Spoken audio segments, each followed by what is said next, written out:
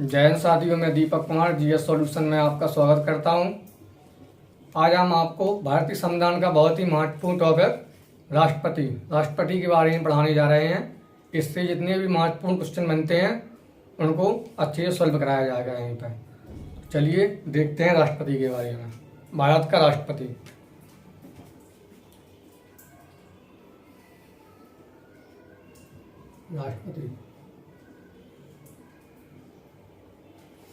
जैसा कि article number 52 या अनुच्छेद में लिखा है, भारत का एक राष्ट्रपति होगा। एक राष्ट्रपति होगा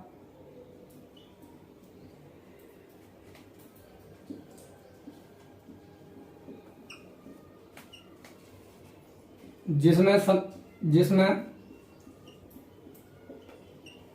संघ की सभी कार्यपालिका शक्ति निहित होगी। संघ की सभी कार्यपालिका शक्ति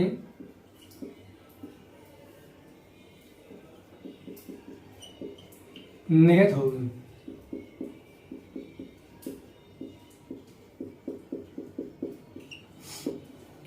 राष्ट्रपति जितने भी अनुच्छेद बनते हैं सबसे पहले हम उनको देखेंगे।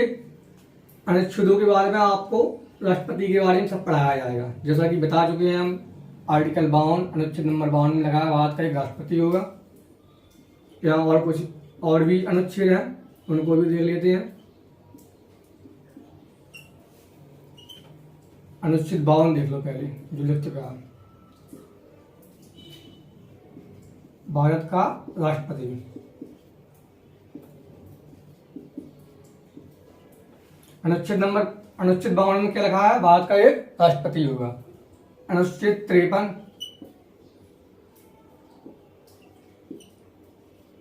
संघ की कार्यपालिका शक्ति राष्ट्रपति में निहित है। कार्यपालिका शक्ति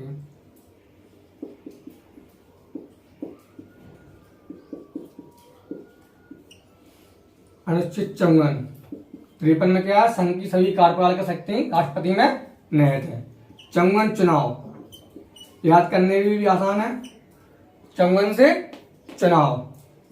55 में क्या है, राष्ट्रपति की प्रक्रिया, मतलब चुनाव की प्रक्रिया क्या है, प्रक्रिया या ढंग या तरीका। 54 में चुनाव, 55 में प्रक्रिया। याद करने का तरीका है, 54 में चुनाव, 55 में प्रक्रिया। 56 में इस्तीफा के बारे में दिया गया है, प्लस कार्यकाल के बारे में दिया गया है। कार्यकाल मतलब राष्ट्रपति का कार्यकाल कितना होगा। अनुच्छेद 57 इसमें पुनर्निर्वाचन है। पुनर्निर्वाचन का मतलब है राष्ट्रपति दोबारा चुन सकता है या नहीं। 58 अहर्ता है, अहर्ता या योग्यता। याद करने के लिए अहर्ता लिखा है, 58 में अहर्ता है। 59 में शर्त है, राष्ट्रपति के लिए क्या क्या शर्त है उनके बारे में दिया गया है। 60 में शपथ। 60 में क्या है, राष्ट्रपति की शपथ। 61 में महाभियोग है, महाभियोग। 61 में क्या है, महाभियोग। 72 में क्षमादान शक्ति है। जैसे कि आपको बता दे रहा है यहाँ, राष्ट्रपति मृत्युदंड को भी माफ कर सकता है। मृत्युदंड अनुच्छेद 52 के तहत ही करता है। अनुच्छेद 123 123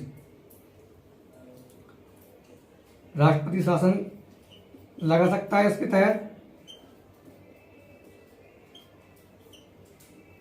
अनुच्छेद 143 143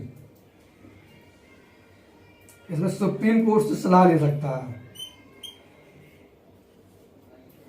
सुप्रीम कोर्ट से सलाह।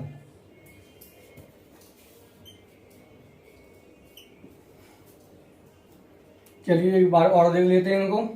अनुच्छेद 52 में क्या दिया गया? भारत का एक राष्ट्रपति होगा। अनुच्छेद 53 में संघ की कार्यपालिका शक्ति राष्ट्रपति में निहित होगी। अनुच्छेद 54 में चुनाव। 55 में प्रक्रिया। 56 में कार्यकाल या इस्तीफा। 57 में पुनर्निर्वाचन दिया गया है। 58 में अहर्ता, 58 से अहर्ता है या योग्यता। 59 में शर्तें। 60 में शपथ। 61 में महाभियोग। 72 में क्षमादान। अनुच्छेद 123 में राष्ट्रपति शासन। अनुच्छेद 143 में सुप्रीम कोर्ट से सलाह। चलिए इसको नोट कर लो, फिर आगे बताते हैं। स्क्रीनशॉट लेना है, स्क्रीनशॉट ले लो।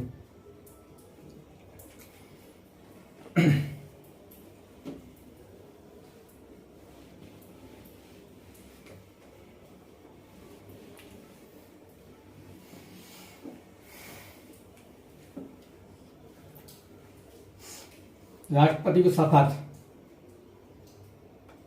शपथ कौन दिलाएगा? सुप्रीम कोर्ट का मुख्य न्यायाधीश।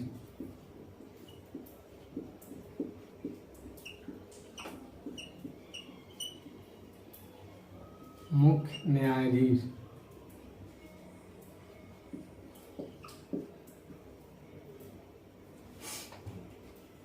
कार्यकाल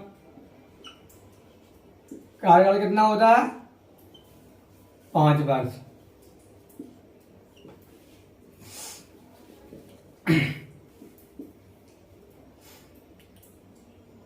इस्तीफा।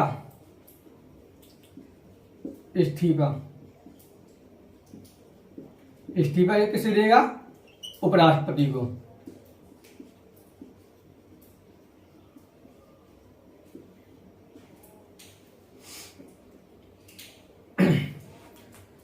अब इसकी कुछ योग्यता लिखते हैं। राष्ट्रपति बनने के लिए क्या क्या योग्यताएं हैं?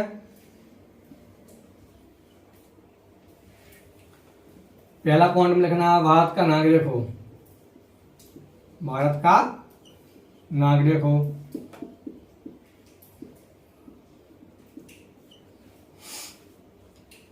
दूसरे पॉइंट में लिखना है 35 वर्ष की आयु पूर्ण कर चुका हो। 35 वर्ष की आयु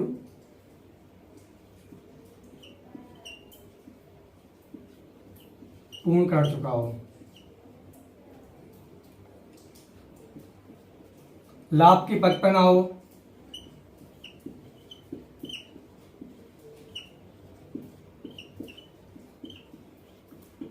वैसे तो भारतीय संविधान में लाभ की पद की कोई व्याख्या नहीं है, कोई परिभाषा नहीं दी गई है, लेकिन लाभ के पद जो सरकारी नौकरी वगैरह जो होती हैं इनको हम लाभ का पद मानते हैं। अगर लाभ की पद पर है तो वो राष्ट्रपति नहीं बन पाएगा। उसके लिए पहले उसको अपनी जॉब से इस्तीफा देना पड़ेगा, इसके बाद ही बन सकता है।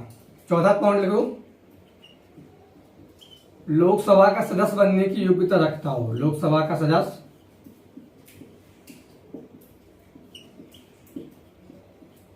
बनने की योग्यता रखता हो। योग्यता के बारे में ये 4 योग्यता बहुत महत्वपूर्ण है। अगर ये 4 योग्यता हैं तो वो राष्ट्रपति बन सकता है। इसका वेतन देखो, वेतन कितना मिलता है? वेतन मिलता है 5 लाख, वो भी भारत की संचित निधि से। भारत की संचित निधि। संचित निधि क्या है ये आपको आगे पढ़ाएंगे। अभी इतना समझ लो, भारत की संचित निधि से वेतन जो दिया जाता है उस पर टैक्स नहीं लगता है। आगे इसका चुनाव देखना है। चुनाव किस तरीके से होता है, किस तरीके से नहीं होता है। सबसे महत्वपूर्ण चुनाव।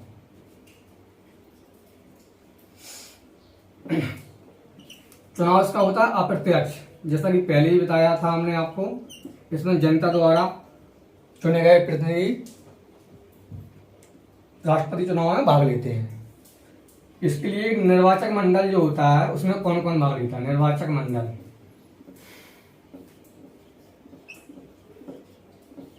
निर्वाचक मंडल में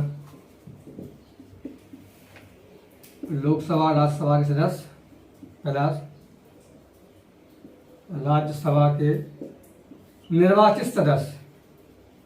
निर्वाचित का मतलब क्या है? इनको चुनाव द्वारा चुना गया हो।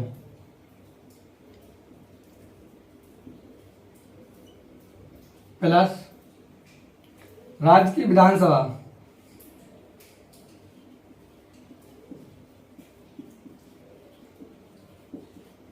विधानसभा के सदस्य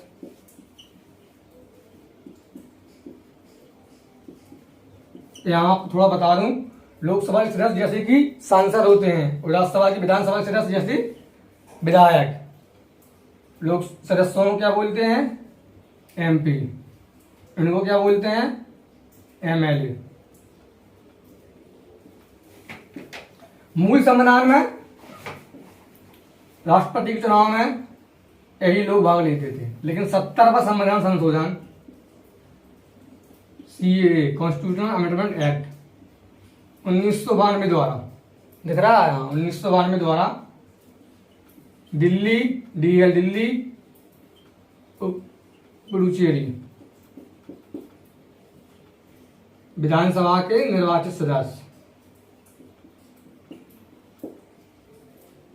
विधानसभा के निर्वाचित सदस्य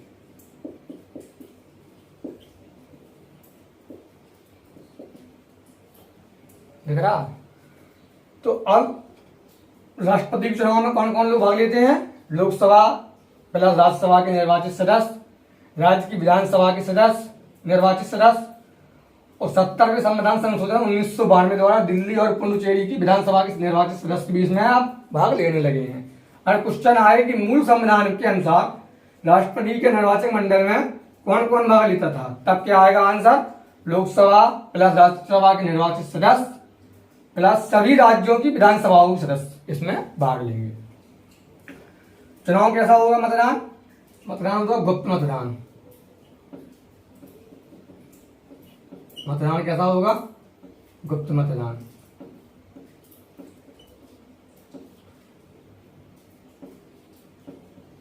और जीतने के लिए 50% से अधिक वोट मिलने चाहिए, तभी वह जीतेगा। स्क्रीनशॉट लेना हो ले लो, इसके बारे में फिर और आगे पढ़ाएंगे।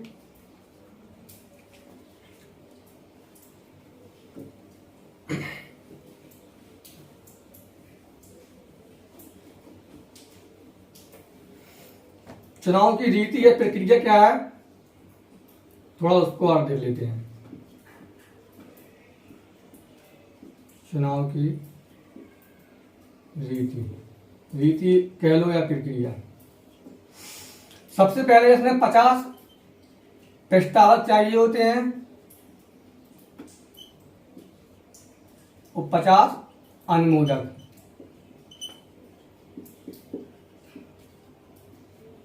प्रस्तावक अनुमोदक कौन होते हैं? ये लोग लोकसभा या राज्यसभा के निर्वाचित सदस्य होते हैं, विधायक होते हैं, सांसद होते हैं। ये लोग 50 प्रस्तावक चाहिए, 50 अनुमोदक चाहिए। प्लस 15,000 रुपए जमानत राशि जमा होती है।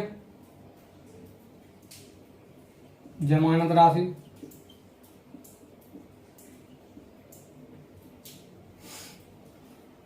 अगर कुल मतदान का 1/6 वोट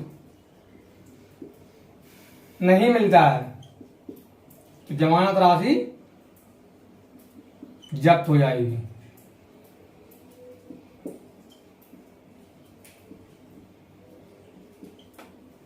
जमानत राशि जब्त।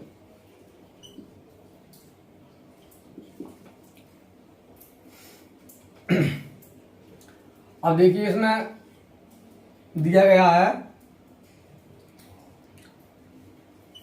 अनुपातिक प्रतिनिधित्व द्वारा।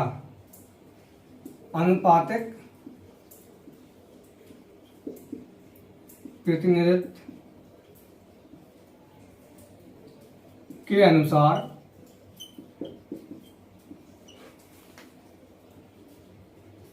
एकल संक्रमणीय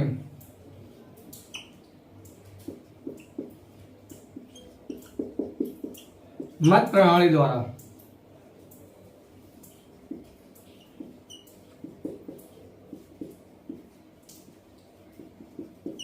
मतदान होगा। अब अनुपातिक प्रतिनिधित्व क्या है, एकल संक्रमणीय मत प्रणाली क्या है, इसके बारे में आपको एक लाइन में बहुत ही अच्छी समझाने वाले हैं। जैसा कि आपको दिख रहा होगा, अनुपातिक का मतलब क्या होता है, अनुपात, और प्रतिनिधित्व का मतलब जनता द्वारा चुने गए प्रतिनिधि। अनुपातिक का मतलब क्या है, अनुपातिक का अनुपात, तो इसका मतलब ये है जो अपने सांसद होते हैं और जो विधायक होते हैं, इनको इस रेशियो में बांटा जाएगा कि इनकी वोट वैल्यू दोनों कुल सांसद की बोल रहा हूं, कुल विधायक वोट वैल्यू बराबर हो। जैसे कि मान लीजिए 776 सांसद हैं, 4200 विधायक हैं, तो उनकी वोट वैल्यू जो है इस रेशियो में बांटी जाएगी, इसलिए क्या बोलते हैं, अनुपातिक प्रतिनिधित्व। और एकल संक्रमणीय मत प्रणाली क्या है, थोड़ा इसको देखते हैं।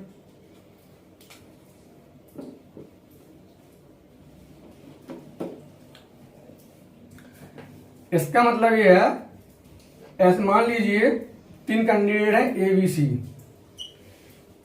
राष्ट्रपति चुनाव लड़ रहे हैं,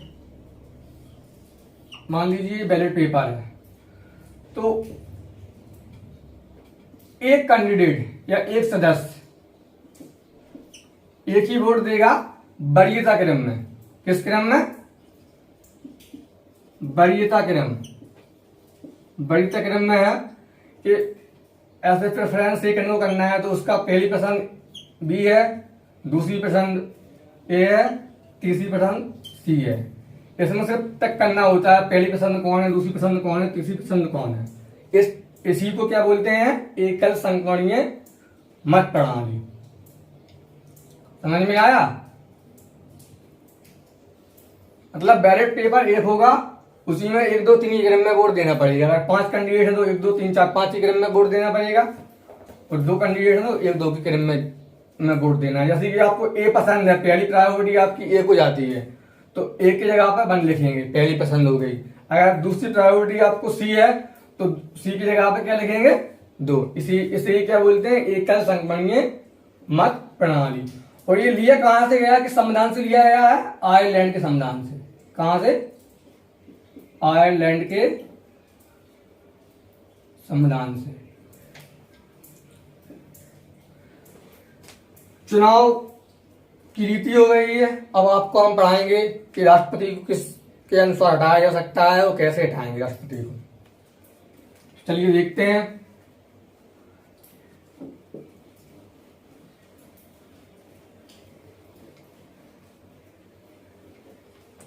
हटाना, राष्ट्रपति को हटाएंगे कैसे, महाभियोग प्रक्रिया द्वारा।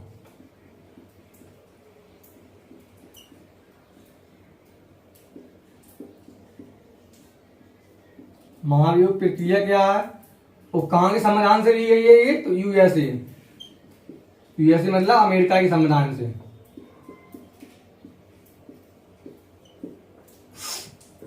इसके लिए क्या होता है, लोकसभा या राज्यसभा, सबसे पहले इसमें या तो आप लोकसभा में पहले कर सकते हैं या राज्यसभा में पहले कर सकते हैं।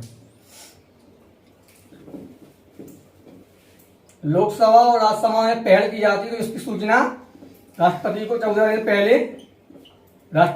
दिन पहले सूचना देंगे कि आपके खिलाफ महाभियोग लाया जा रहा है। प्लस इस पर जब सूचना देंगे तो इस पर 1/4 सदस्यों के सिग्नेचर होते हैं,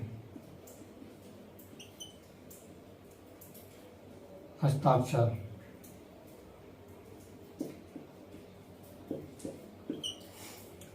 लोकसभा में या राज्यसभा में सबसे पहले पहल हुई। पहल होने के बाद फिर 2/3 कुल सदस्यों का 2/3 बहुमत से बिल पास कराया जाता है। बिल पास होगा। ऐसे लोकसभा में रखा है तो फिर कहां पर जाएगा, इन्वेस्टिगेशन के लिए कहां पर जाएगा, इन्वेस्टिगेशन के लिए कहां पर जाएगा। ऐसे आपने पहल लोकसभा में की है तो इन्वेस्टिगेशन के लिए राज्यसभा में जाएगा, और पहल आपने राज्यसभा में की है तो इन्वेस्टिगेशन के लिए लोकसभा में जाएगा। इसके लिए एक जांच कमेटी बनाई जाती है जिसका हेड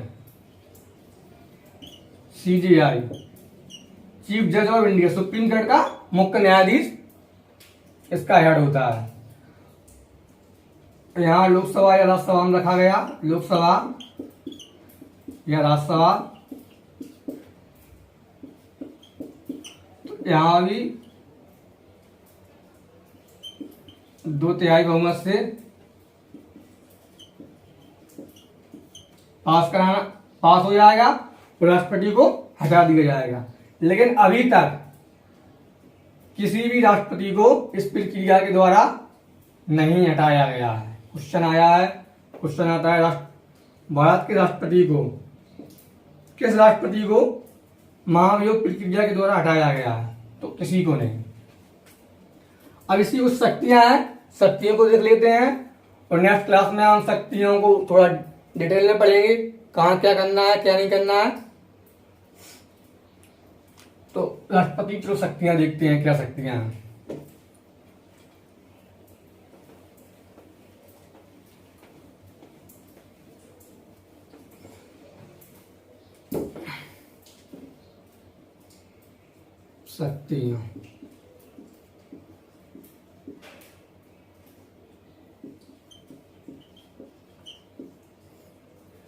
शक्तियां लिख लो। जैसा कि पहले लिखाया था, न कार्यपालक शक्ति है इसके पास,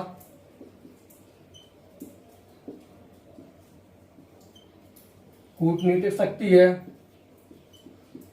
कूटनीतिक का मतलब है किस देश से कैसे संबंध रखना है।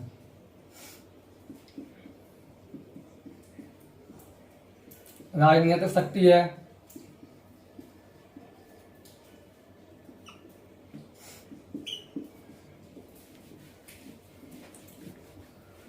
कार्यपालक शक्ति, क्षमादान शक्ति है।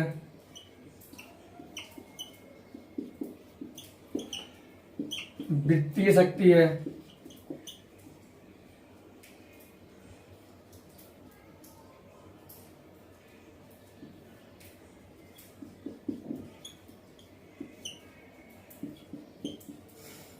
कार्यपालक, कूटनीतिक, राजनीतिक, क्षमादान शक्ति, वित्तीय शक्ति।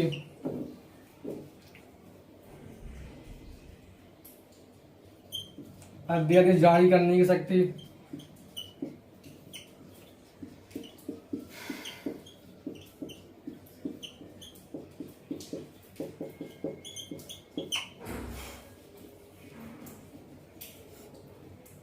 क्षमादान शक्ति में यहाँ लिख सकते हैं न्यायपालिका शक्ति।